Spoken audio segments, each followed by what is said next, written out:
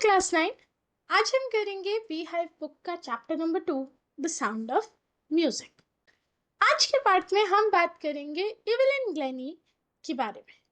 How Evelyn listens to sound without hearing it. Interesting right? तो चलिए let's get going.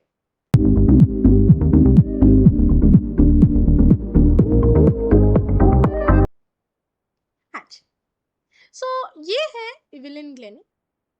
इनके बारे में कहा गया है that God may have taken her hearing. भगवान ने इनकी सुनने की क्षमता शायद इनसे छीन ली हो, but he has given her back something extraordinary. पर बदले में इनको कुछ बहुत खास दिया.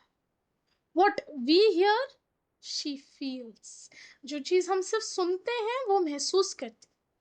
Far more deeply than any of us. हम में से किसी से भी कई ज्यादा वो उस बात की गहराई को समझती. And that is why she expresses music so beautifully. और इसीलिए वो इतनी खूबसूरती से म्यूजिक प्रेजेंट करती। तो ये जो हम स्टोरी पढ़ेंगे इज ऑफ अ पर्सन जिसने फाइट किया अगेंस्ट फिजिकल डिसेबिलिटी और अपनी लाइफ को एक सक्सेस स्टोरी में बदल दिया। तो जानते हैं इवेलिन की कहानी। सिंस ये इवेलिन ग्लेनी की कहानी है तो कैरेक्टर तो वो है ही, साथ ही साथ उनकी लाइफ में बहुत बड़ा रोल प्ले किया है रॉन फॉर्ब्स, उनके टीचर ने। उनके बारे में भी हम थोड़ा जानेंगे। चलो। Rush hour crowds jostle for position on the underground train platform. Chapter की शुरुआत होती है एक सीन से जहां पर हम एक अंडरग्राउंड ट्रेन स्टेशन पे हैं, प्लेटफॉर्म पे खड़े वेट कर रहे हैं ट्रेन। वो रश आ रहा है, मतलब पीक आ रहा है, इसी वजह से बहुत ज्यादा भीड़ है। हर कोई बस प्लेटफॉर्म पे जगह पाना चाहता है कि किसी तरह ट्रेन में वो बैठ जाए। उस भीड़ में there is a slight girl. Slight is पतली दुबली सी लड़की, looking younger than her 17 years. मतलब उसको देख के लग रहा था कि हाँ वो 16-17 साल की ही होगी। उसके चेहरे पे नर्वसनेस और एक्साइटमेंट दोनों थी, जैसे जैसे वो आती हुई ट्रेन की वाइब्रेशंस को फील कर। ये उसका पहला दिन था prestigious royal academy of music में लंदन के अंदर।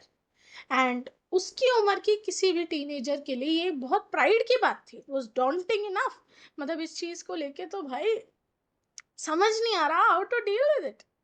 Daunting enough for any teenager fresh from a Scottish farm. तो मतलब वो लड़की एक्चुअली स्कॉटलैंड की थी, एंड क्योंकि रॉयल एकेडमी ऑफ म्यूजिक में उसका एडमिशन हुआ था तो वो लंदन आई थी। उसका पहला दिन था एंड वो बहुत ज़्यादा घबराई हुई थी, डरी हुई थी।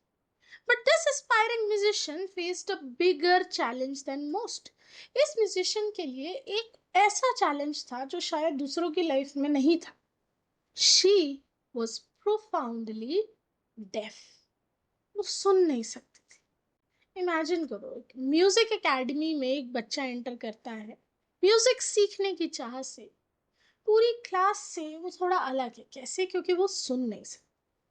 काफी इंटरेस्टिंग होने वाली है स्टोरी बच्चा। Evelyn Glennie's loss of hearing had been gradual. ऐसा नहीं है वो पैदाइशी डेफ थी। धीरे धीरे धीरे धीरे उनका हियरिंग लॉस शुरू हुआ था। उनकी मदर बताती हैं कि मैंने ये नोटिस किया जब एवलिन 8 साल की थी। वो वेट कर रही थी बड़ी डेस्परेटली पियानो बजाने का, एंड जब उसकी बारी आई हमने उसका नाम पुकारा, वो हिली भी नहीं। पहले हमें लगा कि गुस्सा है, नाराज है, बट ओवर टाइम हमने रियलाइज करा कि नहीं, उसने एक्चुअली सुना ही नहीं। ये बात कहती है Isabel Glennie. For quite a while Evelyn जो है छुपाती रही दूसरों से अपनी इस डेफनेस के बारे में, from friends and teachers. But जैसे जैसे वो 11 साल की हुई उसके मार्क्स डिटेरियोरेट होने लगे, खराब होने लगे, क्योंकि क्लास में वो कुछ सुन नहीं पाती थी, समझ नहीं पाती थी, तो एग्जाम में अच्छा कर नहीं पाती थी। तो एक दिन उसकी हेडमिस्ट्रेस ने एवलिन के पेरेंट्स को बोला कि इसको एक स्पेशलिस्ट के पास लेके जाओ। एंड तब पता चला कि उसकी हियरिंग वॉज सिवियरली इम्पेयर्ड। बहुत ज़्यादा वीक हो गई थी उसकी hearing power as a result of gradual nerve damage. So ये 8 साल से 11 साल की उम्र के बीच जो 3 साल ट्रीटमेंट को डिले कर दिया गया, उस वजह से उसका नर्व डैमेज बढ़ता गया एंड उसकी हियरिंग पावर बहुत कम हो गई। तो डॉक्टर्स ने एडवाइस किया कि उसको हियरिंग एड्स लगाए जाएं एंड उसे स्कूल ऑफ डेफ भेजा जाए, यानी एक नॉर्मल स्कूल नहीं, डेफ बच्चों के स्कूल, जहां वो साइन लैंग्वेज से अपनी बाकी की लाइफ गुजारेंगी। एंड एवलिन को याद है वो दिन, जिस दिन उसको ये चीज बताई गई थी। एवलिन कहती है that everything suddenly looked black. मेरे लिए सब कुछ मानो म्यूट पे चला गया। मुझे कुछ समझ नहीं आ रहा था कि अब आगे क्या। बट एवलिन इतनी आसानी से गिव अप करने वाली नहीं थी। वो डिटरमिन्ड थी कि वो एक नॉर्मल लाइफ जिएगी और अपना इंटरेस्ट इन म्यूजिक वो कंटिन्यू रखेगी। अब औरों के लिए ये सरप्राइजिंग हो सकता है कि भाई एक तरफ तुम्हें सुनाई नहीं देता और दूसरी तरफ तुम जिद कर रहे हो म्यूजिक सीखने की। बट एवलिन वाज डिटरमिन्ड कि मैं ये करके दिखाऊंगी। सो वन डे उसने नोटिस किया एक लड़की को एक जाइलोफोन बजाते हुए। जाइलोफोन इस तरह का एक इंस्ट्रूमेंट होता है। एंड डिसाइड किया कि वो भी उसे प्ले करे। ज्यादातर टीचर्स ने उसे डिस्करेज करा कि भाई क्या करोगे प्ले करके, तुम्हें खुद ही नहीं समझ आएगा, खुद ही नहीं सुनाई देगा क्या प्ले कर रही हो। बट परक्यूशनिस्ट रॉन फोर्ब्स, उन्होंने एवलिन का पोटेंशियल स्पॉट किया। उन्हें लगा इस लड़की में कुछ तो अलग है, कुछ तो बात है। तो उन्होंने एवलिन को डिस्करेज करने की जगह उसे हिम्मत दी। एक परक्यूशनिस्ट कौन होता है पहले ये समझ लो बच्चों। एक वो इंसान जो ड्रम्स, तबला, ऐसे इंस्ट्रूमेंट्स बजाता है जिसमें मैनुअली आप एफर्ट डालते हो साउंड्स प्रोड्यूस करने। ठीक है, तो यहाँ पे रॉन फोर्ब्स ने उसका पोटेंशियल देखा और उसे एक बात कही कि रुको। उसने शुरुआत की दो बड़े ड्रम्स को अलग अलग नोट्स पे ट्यून कर, और उसने एवलिन को कहा कि don't listen through your ears. अपने कानों से सुनने की कोशिश मत करना, try to sense it some other way. कोई और तरीका ढूंढो जिससे तुम उस म्यूजिक को, उस वाइब्रेशन को फील कर। तो एवलिन कहती है सडनली आई रियलाइज्ड कि जो हायर ड्रम था मैं वेस्ट अप से फील कर पा रही थी, एंड जो लोअर ड्रम था उसे वेस्ट डाउन से। तो उस दिन मैंने रियलाइज करा कि म्यूजिक सुनने के लिए मुझे सिर्फ मेरे कानों की शक्ति की जरूरत नहीं है, मेरी पूरी बॉडी मेरी मदद करेगी इस चीज में।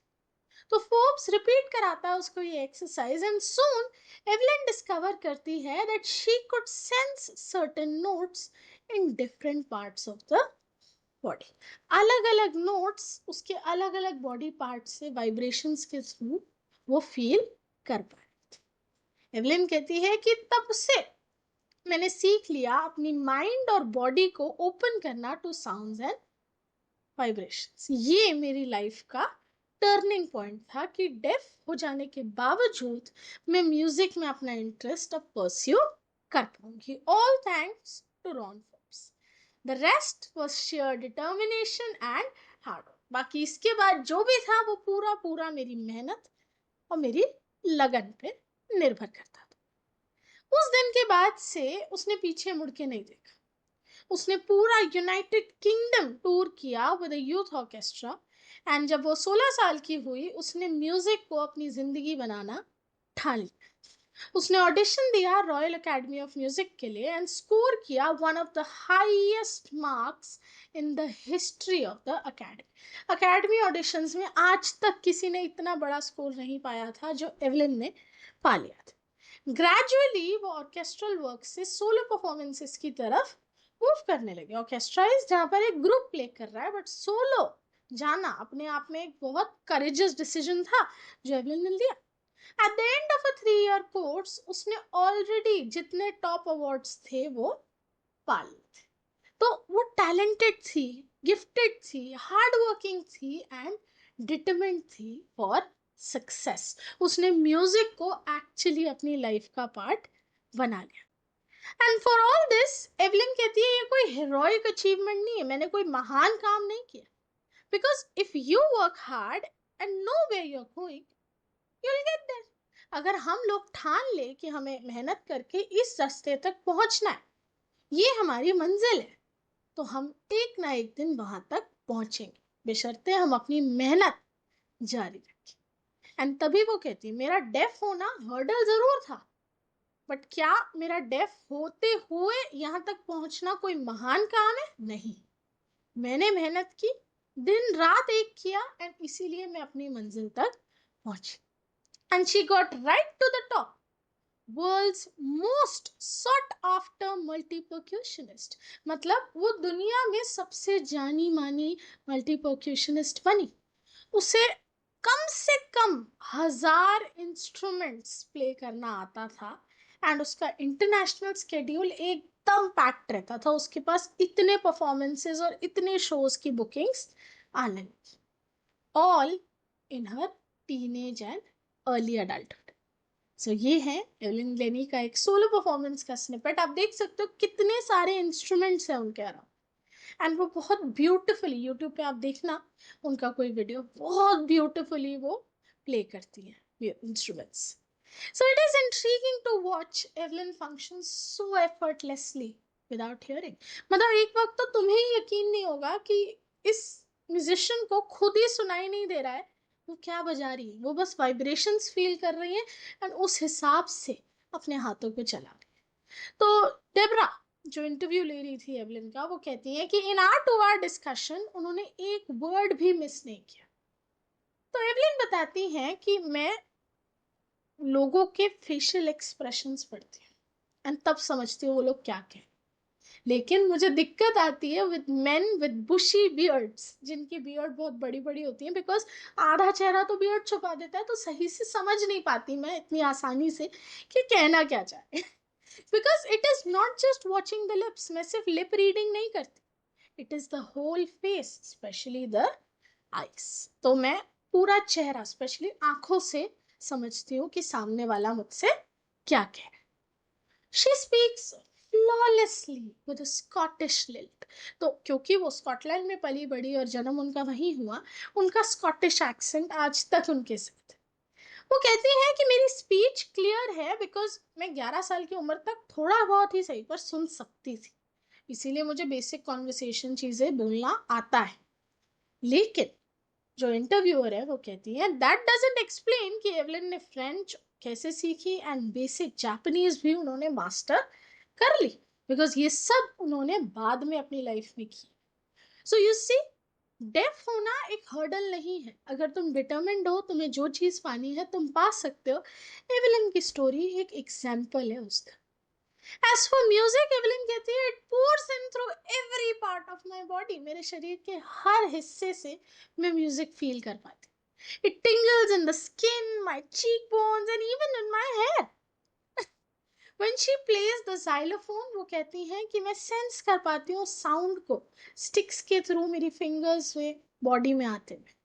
जब मैं ड्रम्स की तरफ लीन करती हूँ, झुकती हूँ, आई कैन फील वो ड्रम की वाइब्रेशंस मेरी बॉडी में आते हुए. मैं जब जब एक वुडन प्लेटफॉर्म पे होती हूँ, मैं अपने शूज उतार देती हूँ ताकि वो वाइब्रेशंस मेरे बेयर फीट से मेरे लेग्स में होते हुए आए एंड मैं समझ पाऊँ कि मैं क्या प्ले कर रही हूँ और कैसे. सो ऑल दिस उन्होंने सीखा, ऑल दिस उन्होंने अपनी मेहनत और लगन से स्किल अपना डेवलप किया एंड इसीलिए एवलिन ग्लेन इतनी फेमस है एंड दुनिया तरसती है उनका लाइव परफॉर्मेंस देखने के. नॉट सरप्राइजिंगली एवलिन अपनी हर तरह की ऑडियंस को बहुत खुश रखती. 1991 में उन्हें मिला रॉयल फिल्हार्मोनिक सोसाइटी का prestigious soloist of the year award. तो जिस दिन वो अवार्ड उन्हें मिला, मास्टर परक्यूशनिस्ट जेम्स ब्लेड्स ने वो लाइन कही थी जो हमने चैप्टर की शुरुआत में पढ़ी कि God may have taken her hearing, but उन्होंने बदले में एवलिन को कुछ खास दिया है जो सबके पास नहीं. जो हम सुनते हैं वो महसूस करती है और हम सबसे कई ज्यादा गहराई से, एंड इसीलिए वो म्यूजिक को इतनी ब्यूटिफुली अपने परफॉर्मेंसेस के थ्रू एक्सप्रेस कर पाती. एवलिन कहती है कि वो एक वर्कोहॉलिक मतलब उसे दिन रात काम करना बहुत पसंद है, वो खाली नहीं बैठ सकती. I have just got to work. कई बार मैं दूसरे क्लासिकल म्यूजिशियन से भी ज्यादा हार्ड वर्क करती हूँ, बट उस हार्ड वर्क के मुझे रिवॉर्ड्स मिलते हैं. The rewards are enormous. मुझे ह्यूज रिकॉग्निशन मिलती है, लोग मुझे जानते हैं, मेरा स्केड्यूल पैक्ड रहता है और मैं खुश हूँ. मुझे अच्छा लगता है ये सब करके. एंड इन रेगुलर कॉन्सर्ट्स के अलावा एवलिन फ्री कॉन्सर्ट्स भी करती है in prisons and hospitals. So social work में भी वो बिलीव करती. वो हाई प्रायोरिटी देती हैं to classes for young musicians, क्योंकि वो मानती हैं अगर बच्चा छोटा है तभी से कोई स्किल डेवलपमेंट पे काम करने लग जाए, कोई लिमिट नहीं होगी उसकी सक्सेस की, तो वो बहुत प्रायोरिटी देती है यंग म्यूजिशियन की क्लासेस को।